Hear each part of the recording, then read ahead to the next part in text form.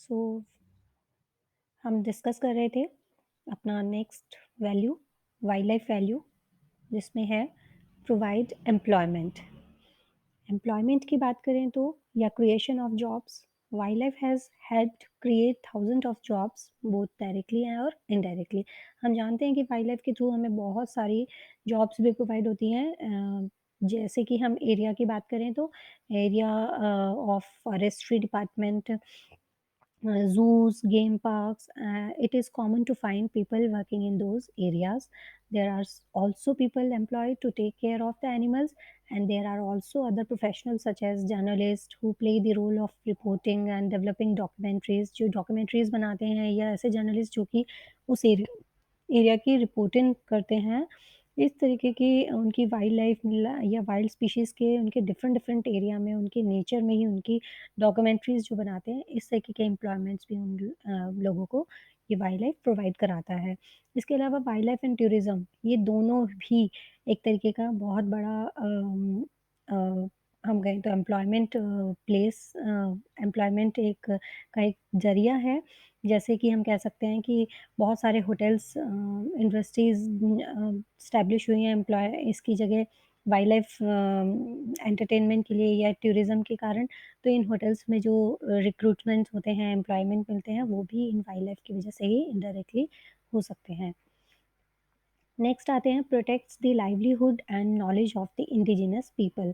The people living around the forest area and natural ecosystem जैसे कि lakes, rivers always depend on these resources of for their livelihood such as harvesting timber, firewood for construction and cooking respectively, fish for survival and traditional medicines, fruits, vegetables and food for survival।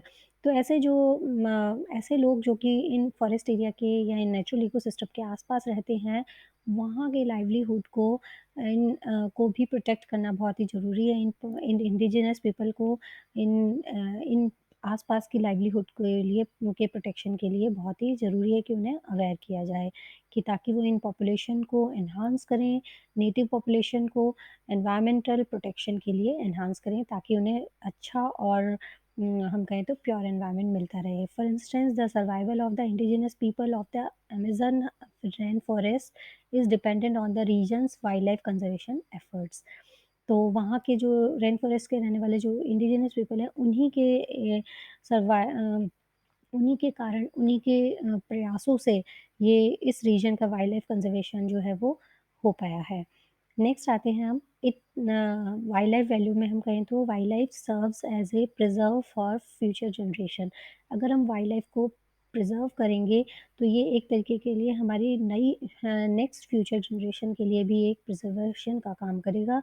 अगर हम conservation measures को नहीं डालेंगे इन जगहों पे तो future generation will not have a chance to see some of the wild animals that exist today. जो अभी हैं उन एनिमल्स को भी हमारी फ्यूचर जनरेशन नहीं देख पाएगी अगर हमने अभी कंजर्वेशन मेजर्स नहीं लगाए।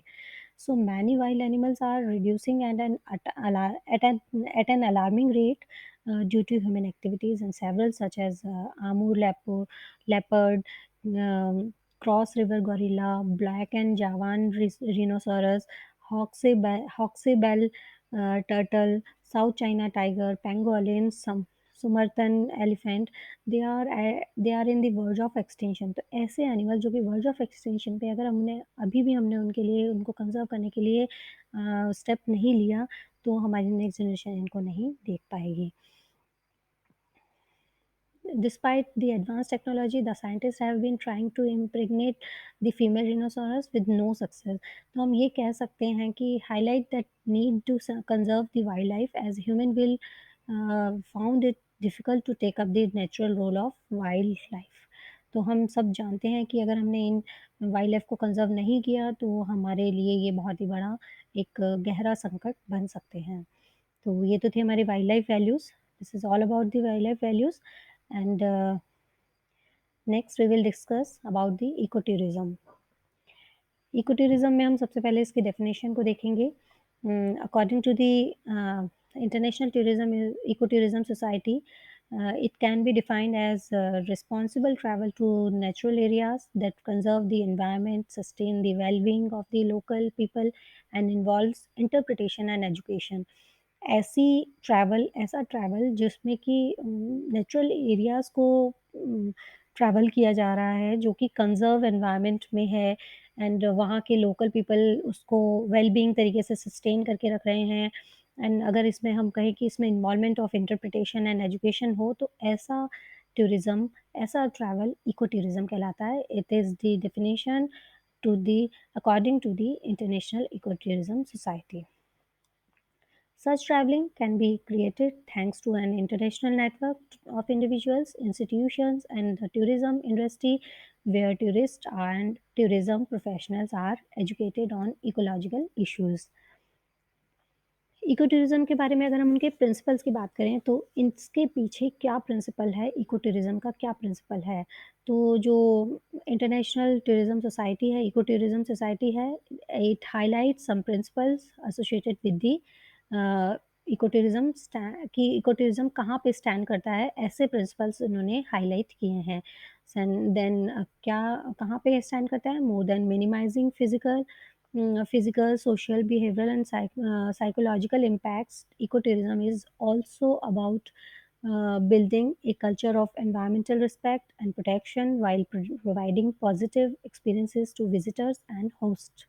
तो ये जो इसका इको टूरिज्म का जो प्रिंसिपल है वो क्या करता है कि वो मिनिमाइज कर रहा है more than minimize physical and social and behavioural and psychological impact जो वाइल्ड लाइफ पे जो इम्पैक्ट है उसको कम कर रहा है इन सब तरीके के इम्पैक्ट्स को कम करता है and it is all about building a culture of environmental respect environment के प्रति जो रिस्पेक्ट है उसको बिल्ड करने में ऐसा कल्चर मेंटेन करने के लिए इको टूरिज्म भी मेंटेन करता है एंड रिस्पेक्ट बिल्ड करता है प्रोटेक्शन एनवायरनमेंट के अगेंस्ट जो प्रोटेक्शन है उसके लिए एक कल्चर बिल्ड कर रहा है और एक पॉजिटिव एक्सपीरियंसेस देता है विजिटर्स को और होस्ट को सभी को। On the host side an eco tourism mindset is one generating value for local people. एक इकोसिस्टम एक इको टूरिज्म माइंडसेट क्या होता है कि जो होस्ट साइड की तरफ से अगर देखा जाए तो एक जनरेटिंग कि एक जना लोकल पीपल जो कि और जो इंडस्ट्रीज़ हैं they should deliver remarkable experiences to visitors ये विजिटर्स को अच्छे से अच्छा रिमार्केबल एक्सपीरियंसेस देते हैं while raising their sensitivity to local environment political और सोशल इश्यूज तो वो इन एनवायरनमेंट के लिए उन्हें सेंसिटाइज करने के लिए रिमार्केबल एक्सपीरियंसेस देता है एक होस्ट के तरीके से देखें तो विजिटर्स के लिए अब आते हैं हम बेनिफिट्स की बात करें तो कि इको टूरिज़्म कैसे बढ़ रहा है? क्यों इतना बढ़ावा मिल रहा है? इको टूरिज़्म को क्यों इतना बढ़ावा दिया जा रहा है या क्या बेनिफिट्स हो रहे हैं इको टूरिज़्म को बढ़ाने के? तो कुछ रीज़न्स हैं जो कि हेल्प करते हैं कि इको टूरिज़्म क्यों बढ़ाया जाए या क्यों बढ़ रहा है। First, it is easier to access remote eco tourism destinations जो रिमोट एरियाज़ हैं, उन डेस्टिनेशंस को ये ईज़ियर एक्सेसेस है। Nowadays thanks to cheap flights क्योंकि फ्लाइट्स या जो इंफ्रास्ट्रक्चर्स हैं, एक्सेस करने के लिए जो इंफ्रास्ट्रक्चर हैं, वो सभी काफ़ी ईज़ी हैं। वो एक सबसे बड़ा रोल प्ले करता है। And many people are not happy और feel fulfilled with traditional tourism. जो ट्रेडिशनल टूरिज़्म डेस्टिनेशंस थे, उन पे जाके लोग आजकल खुश नहीं होते हैं और ऐसी एक्टिविटीज़ करके कुछ नहीं होता है। इसलिए एक नया चैलेंजिंग या मोर एजुकेटिव टूरिज़्म स्टार्ट हुआ है that is known as eco tourism. Next benefit है देयर इज़ अ ग्रेटर या नेक्स्ट रीज़न कह सकते हैं हम there is a greater awareness about the need to protect the environment क्योंकि ये एक बहुत ही एनवायरनमेंट के प्रोटेक्शन के लेके एक बहुत ही बड़ी अवेयरनेस चलाना भी बहुत ज़रूरी है। इसके लिए भी इको टूरिज़्म को बढ़ावा मिल रहा है ताकि लोग ज़्यादा से ज़्यादा अपने आप मतलब वॉलंटरली कंट्रीब्यूट करें इस प्रोटेक्शन एनवायरमेंटल प्रोटेक्शन में हिस्सा लें। नेक्स्ट है travellers wish to perceived as different and eco friendly जो ट्रैवलर्स होते हैं वो खुद परसीव करते हैं नई जगह जाना और इको फ्रेंडली जगह जाना ज़्यादा पसंद करते हैं इको टूरिज्म दे में help protective sensitive environment locations and raise awareness on local environment and social delicate issues and it may also generate और जो इको टूरिज़्म है वो एक बहुत ही बड़ा सोर्स भी है लोकल पीपल की इनकम का भी।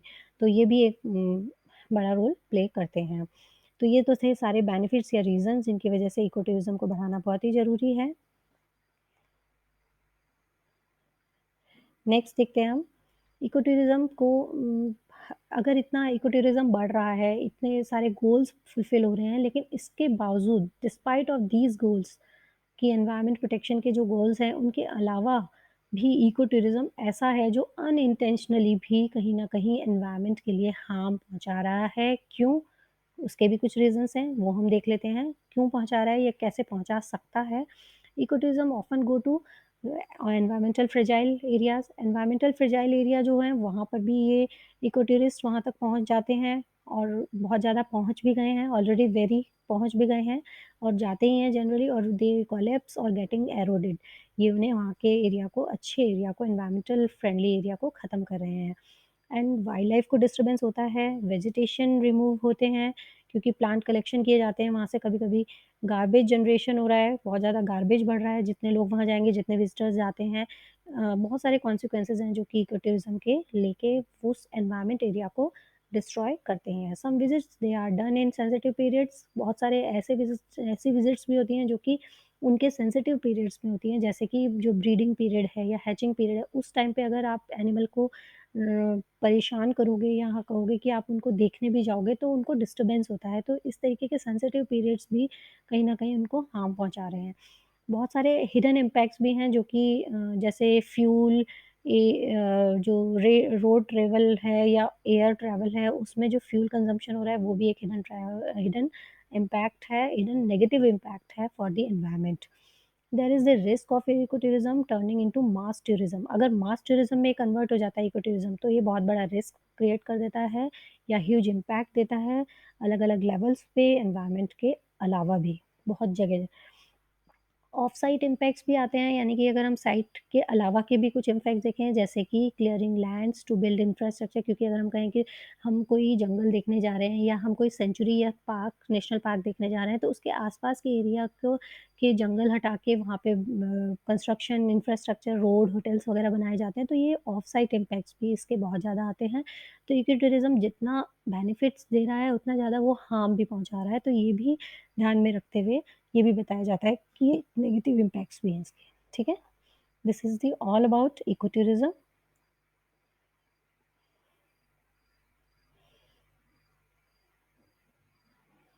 Thank you so much.